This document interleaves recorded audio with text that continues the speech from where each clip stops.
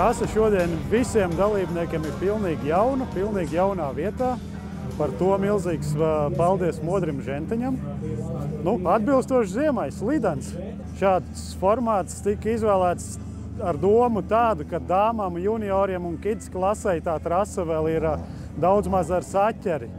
Un lai tas pasākums mazliet raitāk ietu, un dāmām junioriem nebūtu standarta variantā jābrauc arī pa tumsu, tāpēc viņi šoreiz izbrauc pirmie. Tagad tā otra grupa pamatklases brauc, teiksim, normālos apstākļos pa gaismu. Un open klases jau visticamāk plānojam pa tumsu. Pieteikušies bija 200, bet arī pāri un aiz strīpas palika. Ļoti vēlamies, lai ar mums sakomunicē laicīgi un paziņo, ka kāds neieradīsies, jo bija arī tādi, kas ir paņēmuši ļoti daudz numurus, bet tomēr neatbrauc un nedod nekādu ziņu. Un aiz strīpas paliek vēl braucēji, bet kopumā ir pie 190 mums šodien. Es novēlētu finišu sasniegt šodien, nevis rītdien pa nakti. Pozitīvas emocijas, labu gara stāvokli. Ja kādi jautājumi, droši nākat pie mums un risināsim, runāsim un izbaudīsim šo superīgo, augsto, sniegaino dienu.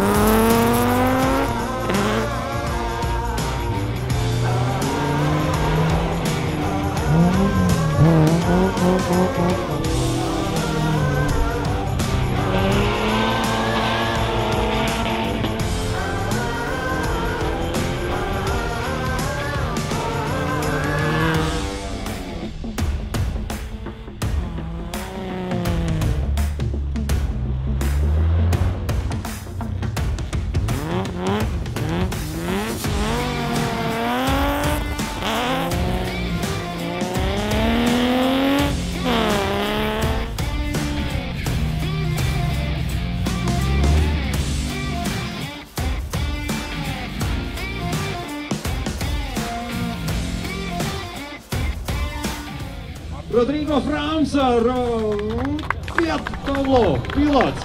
Jā, tas ir tas gravas būsiņš, kas pa trasi lidoja. Izskatījās, ka maksimums tika dabūts ārā no šīs automašīnas. Nekas vecs bems. Labi vadās, viegls. Kādreiz bija 46 šrāts. Tā ir nopirkt vecāku, vieglāku.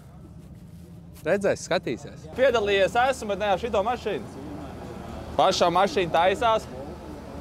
Uz minirālī sezonu tā jābrauc ar draugu mašīnu, jāpalok rokas.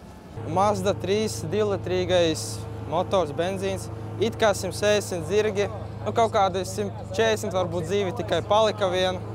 Otrajā braucienā vairāk jābrauc pa āri, jo pakaļas piedziņu nevar tā kā priekšpiedziņu braukt. Daudz nevar trajektorijas izmantot, parastās asfalta trajektorijas jābrauc tā kā pa sniegu vajadzētu.